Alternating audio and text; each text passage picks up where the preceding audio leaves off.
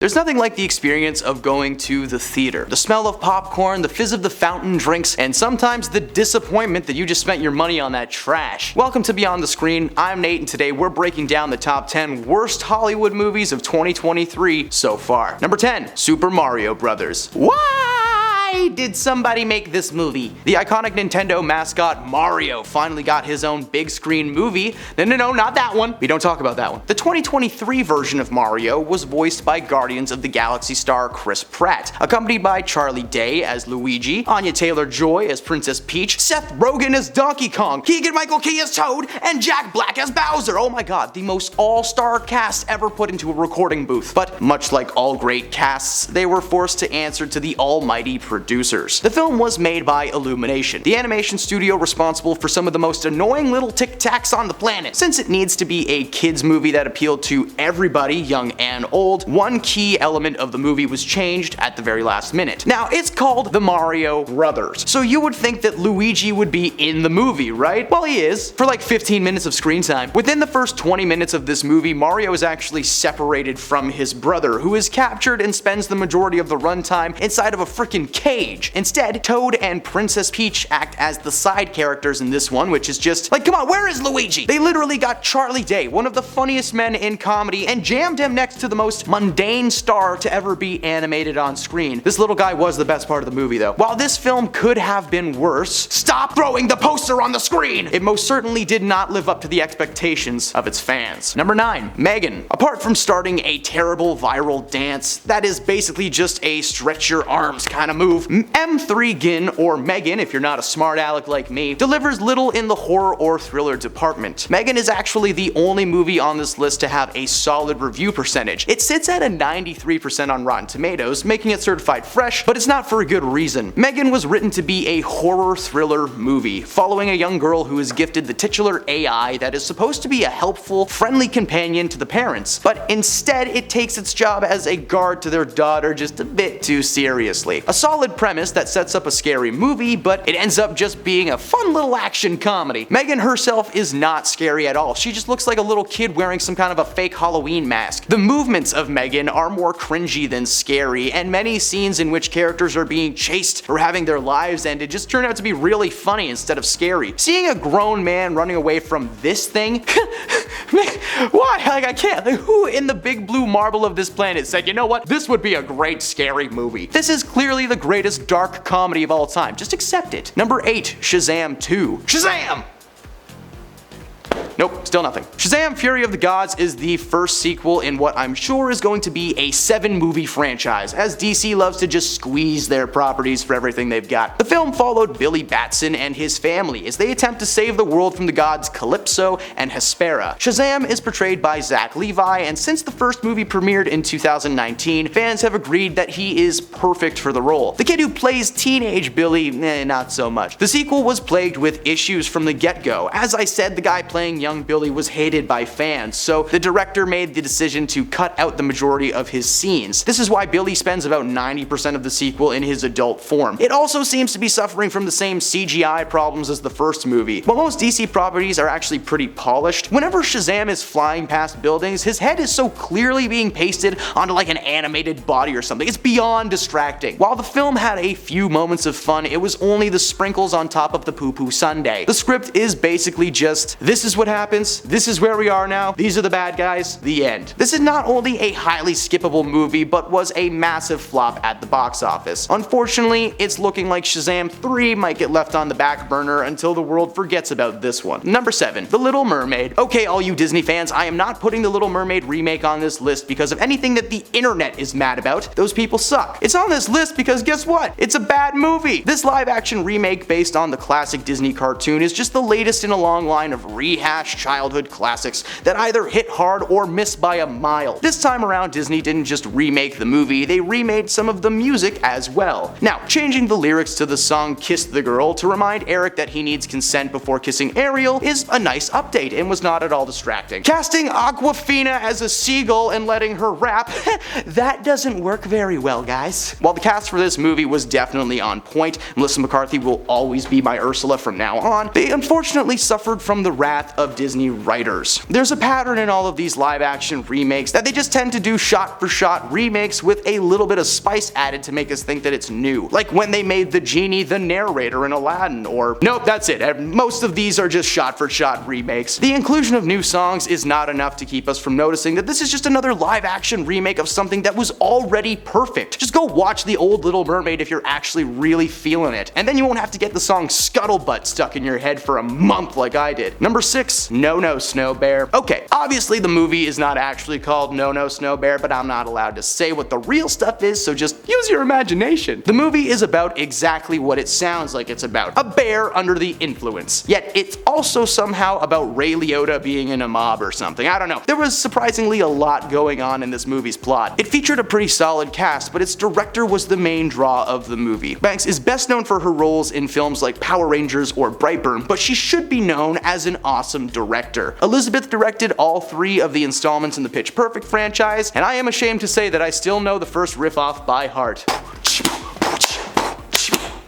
She made a name for herself as a queen of comedy, so when she announced that her most recent project, No No Snow Bear, was coming out, fans were stoked to see what kind of comedy take that Liz was going to bring to this rather dark, true story. And yeah, that's right, this actually happened, only with one very different result. In the movie, the bear goes on a rampage, tearing down everyone in her path. In real life, the bear's heart exploded because it ingested several hundred pounds of no-no snow. But rather than a comedy-filled good time flick, this turned out to be one of the most graphic movies to come out this year. It's filled with more gore and shock value than anything else, and there are moments that are clearly meant to be funny little jokes, but they just don't fit in with all the face ripping and headshots. Seriously, unless they like this stuff, don't watch this one with your parents. I learned that one the hard way. Sorry, Mom. Number 5, Ant-Man and the Wasp: Quantumania. Ants. Ants. Ant-Man. That was an old ad from 2015. Just wanted to share that with you guys. Ant-Man, aka Paul Rudd, was first introduced into the MCU's Phase 2, premiering in summer of 2015. The first movie received massive success, as Ant-Man was the first new solo superhero to be introduced outside of the main Avengers cast, apart from the Guardians of the Galaxy. Paul's casting as Scott Lang was perfect. He was charming and charismatic, while also delivering some awesome action-packed sequences, whether it be CGI or real life. Mostly CGI, because Paul Rudd can't shrink himself down. That would be cool though. Since signing a multi-film contract means you belong to Marvel, Paul has appeared as Ant-Man more than 5 times since 2015, with his most recent threequel, Quantumania, being the weakest film for not only Ant-Man, but for the current phase of the MCU as a whole. Now, let's just get this out of the way. Marvel has been getting worse and worse since Endgame in 2019. Nothing has been able to compare or even come close to a similar level of entertainment as that. Quantumania was supposed to be the official launch of Jonathan Majors as the newest big bad of the MCU, Kang the Conqueror, who literally has the power to disintegrate people with his hands, but he doesn't do that once when he fights Ant-Man, or when he's being swarmed by ants, or literally any other time than the 5 minutes of chaos that we get towards the end of this movie. Not only was this movie slow and boring, it also decided to focus on a side plot that adds like nothing to the overall experience of the movie, other than giving Bill Murray one of the worst cameos in Marvel history. Number 4, Renfield. Have you ever asked yourself, what would it look like if Nicolas Cage played the original vampire on screen? Well, unfortunately, that question is answered in this movie. This comedy action flick stars Nicholas Hoult as the titular Renfield, alongside Cage as Dracula and Awkwafina as a cop for some reason. Now, the first random, weird, dumb thing is that Renfield eats bugs to gain some of Dracula's powers, speed, strength, agility, but it's never actually explained like why or how that it's bugs. They also decided to leave Dracula out of most of the movie, only really being on screen for like 25 minutes of the entire thing. Now, that might have something to do with Nick's unhinged performance. Someone finally told him that he could play a vampire and he was just like, oh yeah! Honestly, there's one particular scene in the movie in Renfield's kitchen that shows how good Nick could have been if they gave his character more breathing room. But instead, he gets like 2 good scenes, some cutaway jokes, and finally a big action sequence at the end. While the movie may have been fun to some fans, most people who saw this one just wish they could watch watch more Nick Cage. Number 3, Magic Mike 3. Alright everybody, let's get it. Channing Tatum may have been sticking to comedy or action movies in the past few years, but did you know that there are now 3 movies about him being a dancer? This time it's in London. The third film follows Mike after a long hiatus away from the stage, being lured back by Salma Hayek, who makes him an offer that he can't refuse, and hilarity ensues. Now, from what I understand, it's just a really boring movie with some cool dance sequences in between. The reviews for Magic Mike 3 are unanimous. If you just want to watch Channing Tatum dance shirtless for an hour and a half, great, this is a great movie for you. If you want to watch a movie starring Channing Tatum,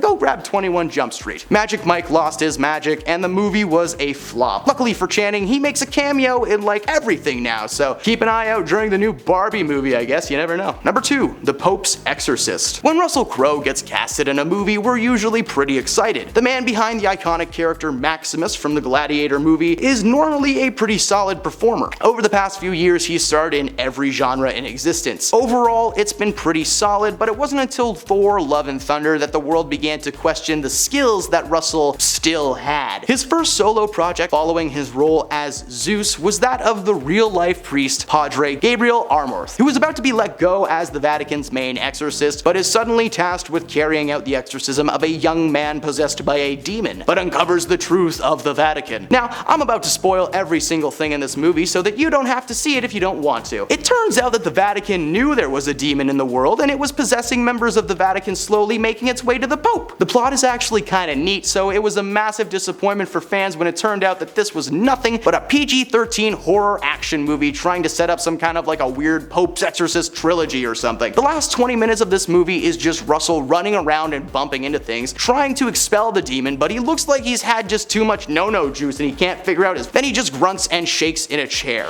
Not only was the movie bad because of the overall, well, movie, but it's the realization that the real Father Gabriel was totally lying about that entire thing, right? Yeah, oh, young guy gets possessed at the exact same time you're about to be fired. Yeah, that's not suspicious at all. And at number 1, Winnie the Pooh, Life Juice and Honey. Now, of course, the real title of this one is not Life Juice and Honey, but I'm not allowed to say the actual word on the internet. Life juice is the stuff that comes out of us when we are sliced open, yet I'm allowed to say that. This movie is exactly what it sounds like, a horror movie centered around one of the most loved cartoons of all time. The plot follows Chris as an adult. He's moved on from his time with his friends Winnie and Piglet and left them alone in the forest. But because of that, they grow feral and gain a taste for life juice. As you can imagine, nobody wanted this movie. Anyone who actually grew up with Winnie were more likely scarred by that creepy humanoid bear on the poster. Like, oh my, look at that thing, it's just so hard to look at. This was a straight to Pirate Bay movie. If you actually paid to see this, you need a refund. The movie was made on a shoestring budget, and it was very obviously made by a first-time filmmaker or something like that. Like, this literally looks like it was made by a student or something. The movie currently sits at an impressive 3% on Rotten Tomatoes. Not 30, not 13, 3. It's like they set out to make the worst movie imaginable and somehow did worse. And those are the worst movies to come out of 2023 so far. What movies do you think are destined to flop? Let us know in the comments below. Thanks for sticking around to the end of this video. It means a lot to us here at the channel. Tap that like button to show your support. Thanks for stopping beyond the screen today, and we'll see you next time.